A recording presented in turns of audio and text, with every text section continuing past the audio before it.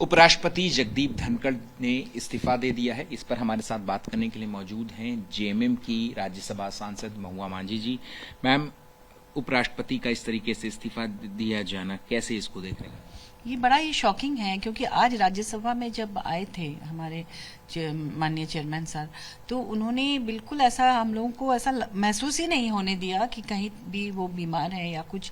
और पिछले सत्र में बजट सेशन में मुझे याद है कि वो बीमार हुए थे, कुछ दिन के लिए हॉस्पिटलाइज भी हुए थे, कुछ हार्ट का प्रॉब्लम था, लेकिन वो तुरंत बहुत जल्दी वो आ गए थे हाउस में, रिकवर हो गए थे और आके हाउस में उन्होंने बाकायदा हाउस को रन किया था अंत तक।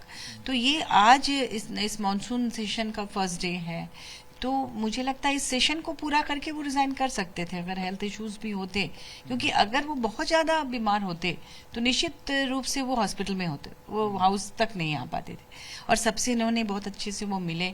और सबसे बड़ी बात कि कल बिजनेस एडवाइजरी कमेटी की मीटिंग कॉल की थी उन्होंने 1 बजे।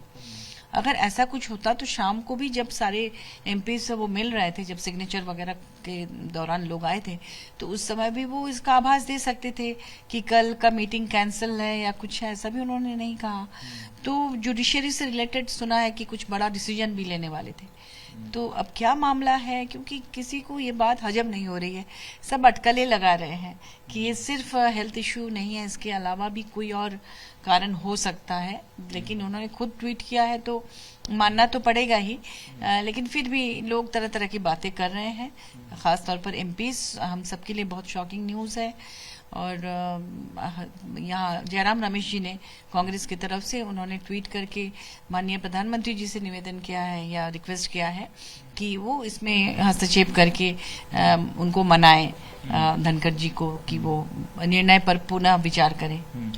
उन्होंने अपने उपराष्ट्रपति ने अपने जो उन्होंने ट्वीट किया, फिर उसमें उन्होंने ये जो बात लिखी कि हेल्थ रीजंस की वजह से वो स्टेप डाउन कर रहे हैं, लेकिन इसके अलावा भी कई सारी अटकलों का बाजार गर्म है और लोग ये बात भी कह रहे हैं कि हेल्थ रीजन के अलावा भी और भी कुछ वजहें हो सकती हैं। आपके मुताबिक, क्योंकि आप इतने क्लोजली आप लोगों ने काम किया है, तो आपके मुताबिक और क्या वजह हो सकती है?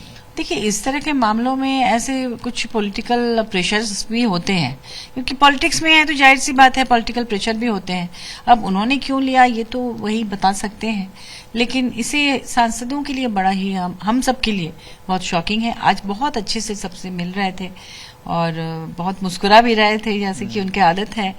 तो हमें तो वो पल याद आ रहा है और बिल्कुल यकीन नहीं हो रहा है कि सुबह जिस व्यक्ति ने इतनी सहजता से सबको विश किया, हाँ हम लोग, और बहुत कुछ था आज सुबह खड़गे जी को, माननीय खड़गे जी को बर्थडे विश भी किया और उसके पहले कई लोगों को भी विश किया, जिन लोगों का डेथ हो चुका है ऐसे लोगों को भी श्रद्धांजलि अर्पित की। बहुत लंबा चला था हाउस में ये सब कुछ और इसकी वजह से 0 आवर भी नहीं हो पाया था ठीक से, लेकिन मुझे बहुत दुख है इस बात का और शॉकिंग। कांग्रेस के कुछ हलकों में यहाँ तक कहा जा रहा है कि कुछ ऐसी चीज है जो पर्दे के पीछे रखी गई है, वो चीज क्या हो सकती है आपके हिसाब से? जी, वही चीज अभी तो हम नहीं कह सकते हैं, लेकिन कहते हैं कि लोग जैसा कह रहे हैं, एमपीज कह रहे हैं कि जुडिशियरी से रिलेटेड कुछ बड़ा अनाउंसमेंट होने वाला था और बिजनेस एडवाइजरी कमेटी की मीटिंग वो 1 बजे लेने वाले थे, तो हो सकता है कि उससे रिलेटेड कुछ हो, लेकिन हम भी कुछ नहीं कह सकते क्योंकि ये सारी चीजें अटकलें हैं। दूसरे जो कुछ कह रहे हैं मैं उसको ही रिपीट कर रही हूँ। लेगेसी क्या होगी उपराष्ट्रपति की? देखिए, अभी कुछ कहना बहुत जल्दबाजी होगी। कल हम लोग जाएंगे सुबह और कल माननीय खड़गे जी के ऑफिस में भी एक मीटिंग है सुबह में, तो वहां जाने के बाद ही पता चलेगा कि ऑपोजिशन इस पर क्या निर्णय ले रहा है। अच्छा, कांग्रेस ने ये भी मांग की है कि प्रधानमंत्री मोदी को भी एक बार उपराष्ट्रपति से बात करनी चाहिए और माइंड चेंज करने की कोशिश।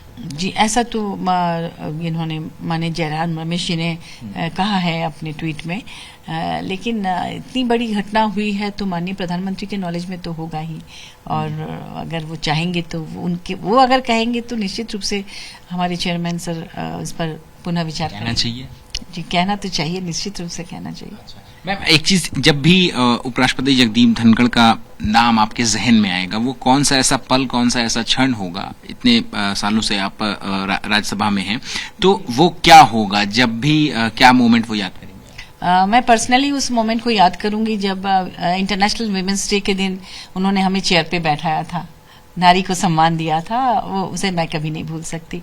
मैं खुद भी उसके लिए बहुत प्राउड फील करती हूँ कि मुझे उस चेयर पे बैठने का गौरव मिला, जो वाइस प्रेसिडेंट का चेयर है और राज्यसभा के चेयरमैन का सीट है। एक आखिरी सवाल है मैम कि उपराष्ट्रपति जगदीप धनखड़ जी ने इस्तीफा तो दे दिया है, लेकिन उनकी विरासत क्या होगी, क्या पीछे छोड़ के जाएंगे? विरासत जी, बहुत सारी यादें हैं उनके साथ जुड़ी हुई, अच्छी यादें हैं।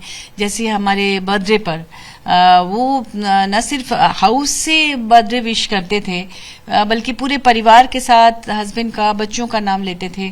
हमारा जो अचीवमेंट है उसको भी बोलते थे वहां सबके सामने। और एक बार मेरा बर्थडे जब था, मैं रांची में थी क्योंकि उस समय छुट्टियां चल रही थी, तो उन्होंने वहां पे मुझे फोन किया, घर पे फोन किया, रांची में फोन करके उन्होंने मुझे विश किया। फिर मैंने हस्बैंड के बारे में पूछा, बच्चों के बारे में पूछा और फिर उन्होंने बधाई दी। तो ये उनके व्यक्तित्व की खूबी थी कि इस तरह से सबको बर्थडे विश करते थे और बहुत अपनापन, एक पारिवारिक रिश्ता जैसा था। आपकी आखिरी बार उनसे कब मुलाकात हुई और क्या बातचीत हुई आप लोगों में, और कभी कुछ भी जरा सा भी आभास हुआ कि वो इतना बड़ा कदम उठाने? नहीं, इस बार चूंकि आज फर्स्ट डे था तो आज अलग से तो बहुत बैठने का मौका नहीं मिला, लेकिन वहाँ चेयर से ही जो बातें हुई, माने चेयर से ही उन्होंने एड्रेस किया हम लोगों को, वो याद है। और जैसे इसके पहले वाले सेशन में उन्होंने लंच के लिए भी बोला था, हम लोग साथ में लंच करें ऐसा। तो ये चाय कॉफी के लिए तो बोलते ही थे, लेकिन लंच भी साथ में करने के लिए बोला था। और उनके घर में भी एक बार उन्होंने हमें इनवाइट किया था, 2 बार इनवाइट किया था, एक बार बिल्कुल घर में किया था। कहीं आभास हुआ था कि इतना बड़ा फैसला लेने? नहीं, आज ऐसा नहीं आभास हुआ, लेकिन अपने घर में जब उन्होंने एक बार डिनर पे बुलाया था तो वो इतने हम्बल थे कि अपने ही सोफे पे कह रहे थे आप बैठिए। उनकी वाइफ भी थी साथ में, मैडम भी बहुत हम्बल हैं, तो जिस सोफे पे वो बैठते हैं, फिर मैंने ऊपर में देखा कि वो तो उनकी जगह है, सारे लोग को इधर बैठना है, फिर मैं उठ के इधर आ गई। तो इतना हम्बल, तो ये मुझे अच्छा लगा था। और फिर बाद में फिर उनके घर के कैंपस में भी कार्यक्रम हुआ था, उसमें फेयरवेल पार्टी थी कुछ सांसदों की, तो उसमें भी हम लोग गए थे। उसमें माननीय अभिषेक मनु सिंघवी जी का फेयरवेल हो रहा था उस समय, तो उन्होंने भी स्टेज से गाना गाया था और हम सब लोग एंजॉय किए थे। तो बहुत सारी यादें, अच्छी यादें जुड़ी हुई हैं उनसे। शुक्रिया बात करने के लिए। कैमरा पर्सन प्रवीण दीक्षित के साथ अहमद बिलाल, एबीपी न्यूज, दिल्ली।